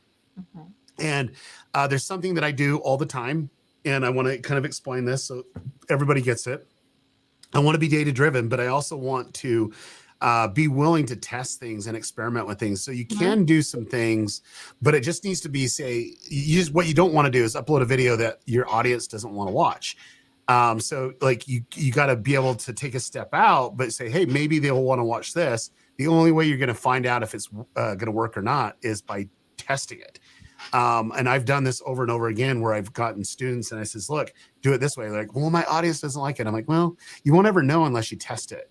And they test it, and lo and behold, it works, or sometimes it doesn't work. And what I do is don't stop there. Let's test it again. Maybe there was some things that we were missing, and that's where you go through the comments. I really love that. And can I add something to that as well? It might be just... Of course, go ahead. Yeah, it might be just the way you're presenting it, because when I first started introducing the idea of using power tools, I was presenting it in like titling it like women using power tools, and presenting it in a different way. And then I was getting pushback, and it was not being well received. But then I decided to package it in a way and just slide it into my videos and slowly introduce the idea and push the narrative to where now my audience is more comfortable with the idea. There isn't that pushback. And I mean, I'll get comments here and there, but like at first it was like a hard stop, but packaging it and presenting it in a little bit softer way and introducing the idea, maybe you just have to find a different way to serve up the same content, but in a fresh way. Yeah, and I think the biggest thing is don't make drastic changes. Like I always say, small tweaks lead to big peaks. It's just like make small, subtle changes, but it's your overall strategy. You're like, we're going to take them down the path to this where they'll want more. And it's just not like, oh, what happened, Natalie? You used to do videos this way, and this next video, I don't even know what this is. I don't even know who you are. I think so you just do the small tweaks for sure. So, okay, John, who do we have next? Okay, Quincy, congrats on VidSummit, Natalie. Congrats. You're going to be an amazing speaker. VidSummit was amazing this year. I loved all the replays. Can't wait for your talk next year. I can't wait for her talk next year too. just because, and I want to say this, just because I know what she has planned for 2023. Just as I mentor her and we sat down and we literally did a plan. You got some pretty aggressive things going on, girl, and I can't wait to see the case study. So do you want to spill the beans, or do you want to maybe give them just like a little taste of something? Because this is like outside your comfort zone a little bit. Yeah. Give them a little taste. Well, you give them a little taste. I mean, I don't know what I should and shouldn't share. You can share anything you want. Like it's your stuff. Okay, And so a couple things. I've got a product line that's coming out that I'm really, really excited about. And why would you do it? Why would you do a product line? Because I wanted to meet a need that I knew my audience had. Exactly. I read the comments. I knew that there was a pain point and that there was a huge gap in the market, and I listened, and I'm going to fulfill that. And that's the best way to do a product. Don't do a product for product's sake. I'm not a fan of just doing a t-shirt because you can do a t-shirt. But like, she's not talking about t-shirts. She saw a specific need in her videos, and she says, "Hey, what if we actually did this project?" And I says, "That's a great idea. You should do it." Can we share And now, for partners? well, you can if you like. Yeah. Yeah. Daryl's one of my partners. I'm so We're gonna make a ton of money next year. I'm super excited about it. So and yeah. no, the product line I'm so excited about. I don't know, like I don't want to get too much into it, but it is going to meet some pretty amazing market gaps, and I'm really excited for that. And then I've got like the meaningful projects that's coming, as far as like my like the designing for a cause, doing good things. And here's the thing. I did a presentation at Vid Summit, and I was talking about the 4 C's to really develop an audience that all YouTube channels should have. And one of them is caring, and one of them is really deeping down for a cause-driven type of project. So she's actually just doing something that I teach my students, and ultimately it's a pretty big year because she wants to give away a freaking house. Who does that? Who does that? Oh, we're gonna figure it out. Well, I just launched a video 2 days ago, and then the first thing is we're decorating a Christmas tree as a community. I'm having my audience send in Christmas ornaments, and we're gonna decorate a Christmas tree at the Ronald McDonald House, and they're loving it. That's so awesome. That's so awesome. It's so fun. All right, well, who's next, John? Here we go. Gustav, it's me again. Do you recommend using cards? They leave the video, or is it better to put them right after the average time viewed? Cheers from Argentina. All right. Answer that one. I'm curious. I'll do it. Okay. So anyway, Castellano. Should I do it in Castellano? No, we'll leave it on. We'll do it in English. But I love Castellano.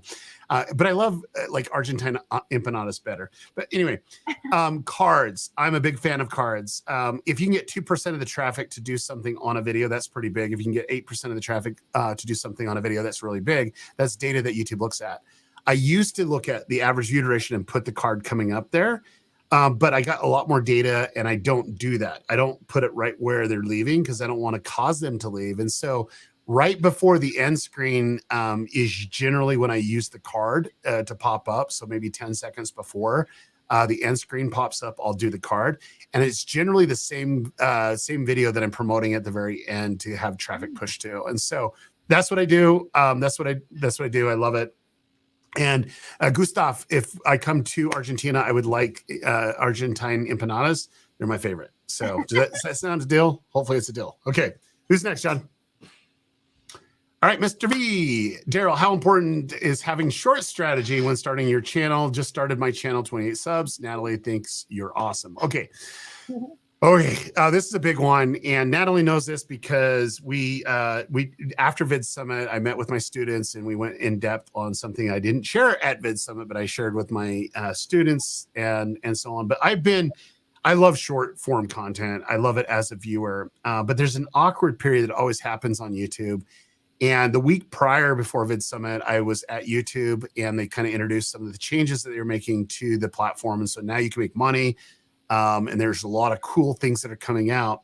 I'm still waiting for one thing to happen. But I do recommend, like, if you're just starting out, just make content. I think that's really important. Engage. But keep in mind, the people that actually view short form content, their viewing patterns are different than the viewing patterns of long form video. And there's some cool things coming out. I'll be really, really pro shorts probably within a couple weeks or two, maybe a month. Because those tools will be available, and I won't break my NDA by sharing those with you. But a lot of things will change. But I would say if you're brand new, just start create content. How do you bring value? But realize how you bring value in a short form video is going to be different how you bring in a long form video. So, okay, John, who is next? We got K Homies. Thank you, Daryl, for writing the book. Looking forward to one day joking the coaching team. Okay, I can't wait for you to joke with the coaching team. We like to kid quite a bit, and we like to make fun of each other a lot. We do. We do.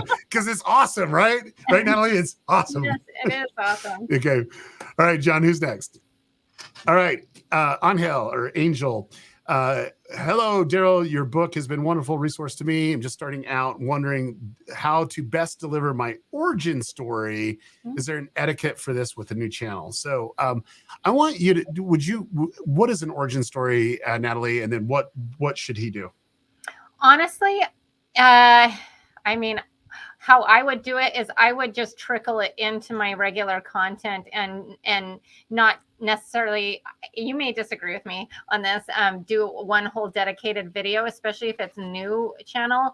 I would probably just give little pieces as you go and keep them engaged and intrigued that way. But Daryl might have a different answer.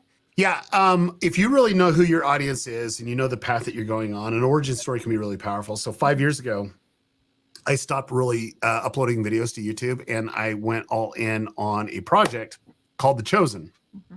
And we wanted to make a TV show, and we wanted to crowdfund to get partners to come on and do the TV show. And the very first video we made was an origin story video of the why. Why are we doing this? And so if you really know the path that you're going and you have really clear communication on that path, then yeah, I would say start with an origin story, because like people can get behind that. For us, we spent 2 days in an Airbnb to truly define the messaging and really define who our audience is and what we wanted to do and the path that we needed to do to develop that audience. That's where I came in clutch, because I've been building audiences for a very long time. Now, keep in mind, a lot of you are new to YouTube and might not have my experience of understanding who your audience is.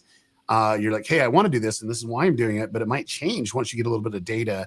We weren't going to change at all from the origin story of The Chosen, because that's where we're at and what we were doing and looking to do it. And now, 5 years later, we're getting ready to release season 3.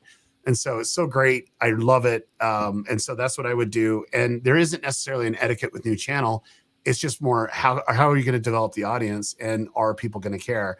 Now, in Natalie's point, sometimes you have to go and upload videos, and then you might do like a revealing all on the reason why. I've seen those videos work really well.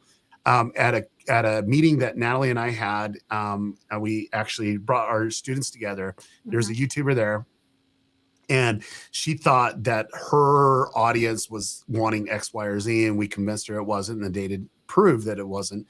And she ended up getting super vulnerable to tell her story. She did a 2-hour video, and it was the most impactful, most engaging video that she's ever done. It was incredible. It was just amazing. And she got really vulnerable. And yet she already had hundreds of videos that she already released, but it was the right time to share her story and her why. And everybody's like been super supportive. And I believe it actually started to solidify her community even deeper, so and anyway. It got incredible views. Yeah, for sure. Okay. So next one, John. The real deals. Check my comments. LOL. If not, hey. Very good. Okay. How can you get better at storytelling? Should I just watch more creators to see what they do, or is there more to it than that? So what do you say? I say, well, my mom always taught me to be very authentic and warm. And I think if you try to emulate other channels, you just want to be careful on that, because I think you need to have your own unique voice. And I think as long as you're real and authentic, if you're like telling your storytelling, pretend you're talking to your friend and be authentic. And that's what, like, my biggest advice would be is if you're put on a front, people will tell. They can smell that a mile away. But if you're authentic, they can feel it. And Agreed. That will make them like you more. So yeah, I think the big thing for me, Arlost, I think the big thing for me is you got to know what storytelling is, first off, and how people drive the narrative.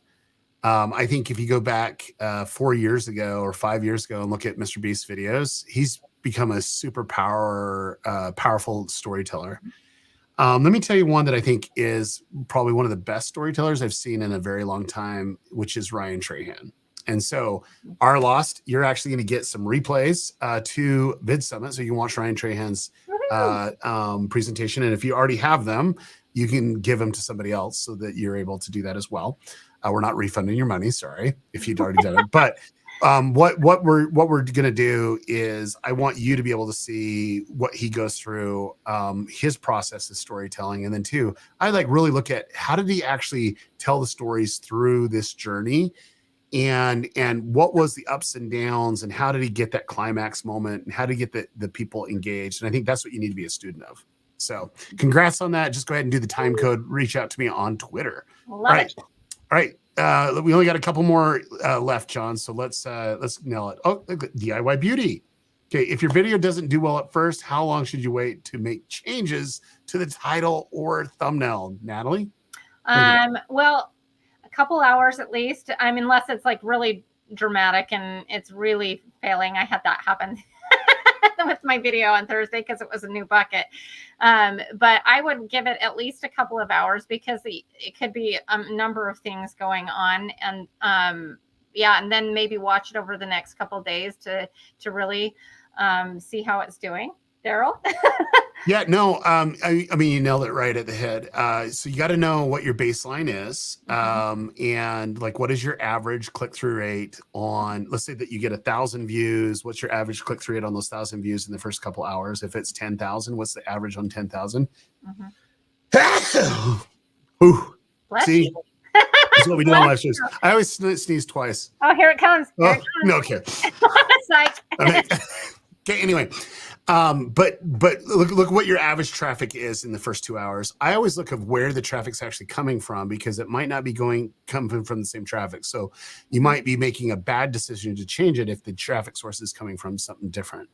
But if it's the same traffic source and it's the same amount of traffic, but your click-through rate is below your percentage, then I would switch the thumbnail out. I generally switch the thumbnail out 9 times out of 10, and rarely ever do I change the title, because I spend a lot of time on the title.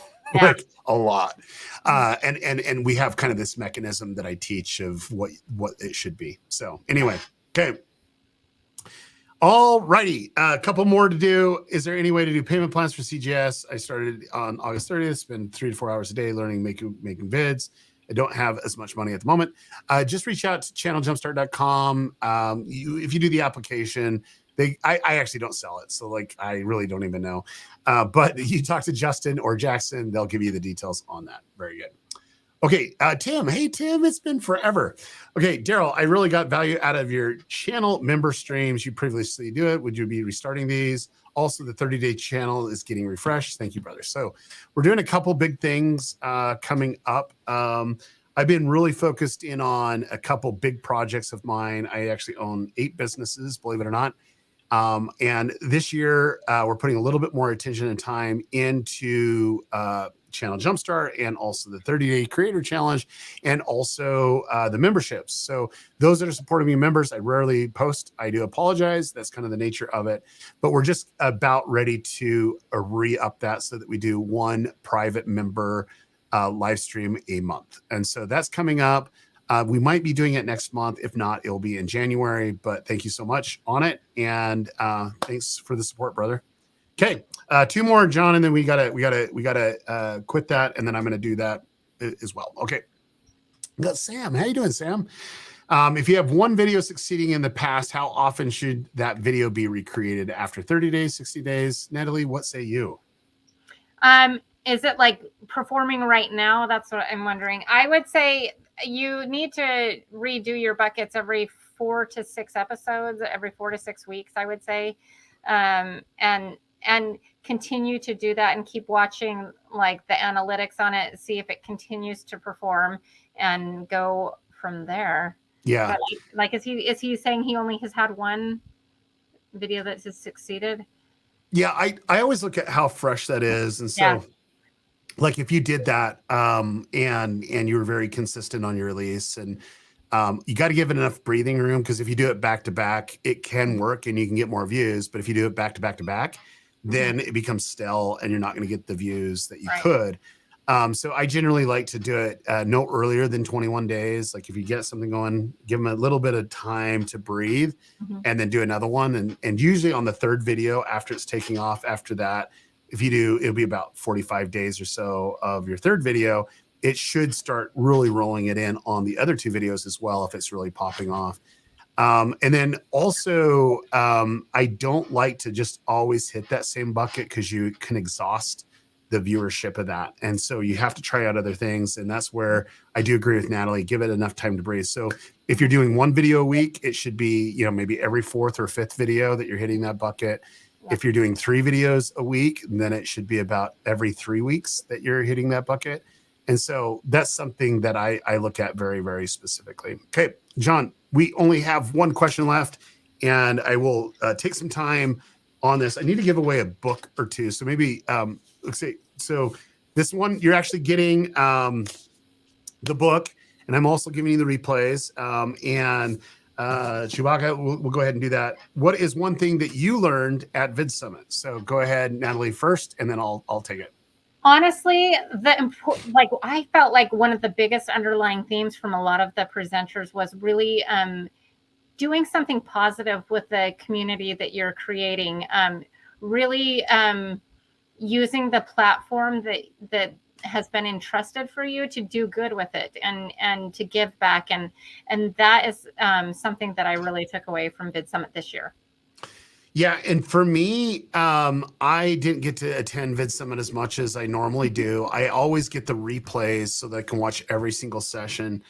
But what I love is having people that don't necessarily have a platform to teach get on stage. And I'm very sensitive of who's the first keynote speaker, the one that actually kicks it off. Because I get up and say, hey, we want to make this an awesome conference. And I do my little spill for 5 minutes. But the first speaker, and it was Ryan Trahan. And I'm telling you, I got energized by just being around him and hearing his why, but also realizing that he's trying to create this balance. That it's not all about YouTube, that it's to balance things out.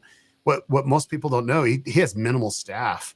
He's doing Mr. Beast type of content, but he literally has minimal staff. And so that kind of inspired me, but it also inspired me that I was like looking out over the crowd and seeing people being impacted by the message. And that's the whole goal for me for Vid Summit, is to do that. So I'll be doing more, going through the replays, since the replays are up now. And we'll be refreshing the replays because right now it's just really raw, and we're going to get it in where we'll refresh them. And it takes about 2 weeks to do that, but all the video content's up now. So I'll be consuming that. But my proudest moment, do you want to know my proudest moment, Natalie? I do. Yeah. What was seeing Hope Scope on stage. Oh, she crushed it. I'm seriously, like, I almost wanted to cry. She was just killing it. She was crushing it. And I had to take a picture and point at her. I was like, look at her. Like, she's like killing it. And she was so creative. She like snuck in a little hidden Easter egg into the presentation. But she did an avatar training that I'm like, this is like freaking gold. I hope everyone was like taking notes. I'm gonna watch it over again. Well, it was awesome. So good. And what blew me away was that it was like this AI. I was like, wait, this artificial intelligence, or this artificially generated person. It was not even. Oh, that was so awesome! Yeah, that was so dope. It was so good. But yes, I have to say that was my favorite moment, because I was like a proud papa there. I was like, like when I mentor someone, I always vicariously win through them. I was like, yay, that was super awesome. But anyway, Natalie, I want to thank you so much for jumping on. And everyone, don't leave yet. I got a couple things to talk about, right now. But Natalie, thank you so much for giving your time. That means so much to me. And thank you so much. Is there any last words that you want to say to the peeps here? Just go out there and get out of your own way and crush it. Get good advice, and you got this. You are more powerful than you know, as I say on my channel. I love it. Well, thank you so much, Natalie, for coming on. Okay. All right. Well, guys, I'm really excited for fourth quarter for multiple reasons. I actually own a lot of YouTube channels. I don't know if you know that.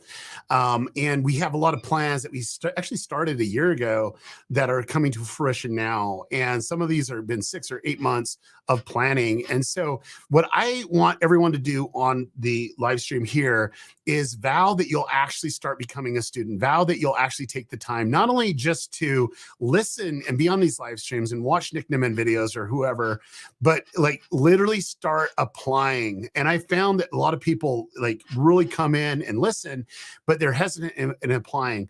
The fastest way to grow on YouTube is to really set up your own mind that you're going to succeed. Set down goals so that you will succeed. Surround yourself by people that will help you succeed, and realistically get that energy every day to push the envelope. For me, it's about, you know, making a difference in the world. And I want to inspire creators that will bring better YouTube content out there, just like Natalie's doing, and empowering people to take that opportunity. So please, please, please take initiative now, and don't get discouraged when you see things not happening. What you need to do is really start analyzing why it doesn't work. That's where my skill set is I've seen so much data over the course of my life. I can see with a fine granularity of why it's not working, and I can give suggestions. But the moment that you actually trust yourself and be willing to step a little bit outside of your comfort zone, that's when you're actually going to succeed. So please, please, please do that. And then remember, it's all about the viewer. It's all about the audience. And I can tell you, I can't tell you how many people that I connect with online or at VidSummit, and they realize, you know what? I was just uploading content, and the moment that I actually started realizing that there's somebody watching it and they have some traits, you know, what they love, what they don't love, and I started to bring value to them, that's when I actually started to grow. So please, please, please do that. You know, at every sense of remember why you're creating content. Don't just create content to create content. If you're only creating it for you, you shouldn't expect more than one view unless you watch your same video twice, then you might get 2 views out of it. But if you're bringing value to someone, that's where I believe if they found value, that's where the complete organic growth comes from. Because when I find value, I want to share. Humans want to share with people that know the value. So like for me, every day I get a video and I share it with someone. The person I share the most with is my daughter, Ellie, because she and I are alike on so many different things. We find a lot of things very humorous. And so for me, when I find a video that connects to me, the first person I'm sharing with, if at all, is with my daughter. And that's how 1 becomes 2, 2 becomes 4, 4 becomes 8, 8 becomes 16. And before you know it, you guys are crushing it on YouTube. So guys, thank you so much for jumping on this live stream. I plan on doing a whole bunch more. If you're interested in what I do, in the link below, there's free training, there's my book, and also my Channel Jumpstart. Channel Jumpstart is one of the most amazing projects I've ever done in my life, because it's helping transform all the information that I have in my brain and my experience, and giving it to my students so that you can actually succeed on YouTube. Thank you so much. We'll see you on the next one. Bye now.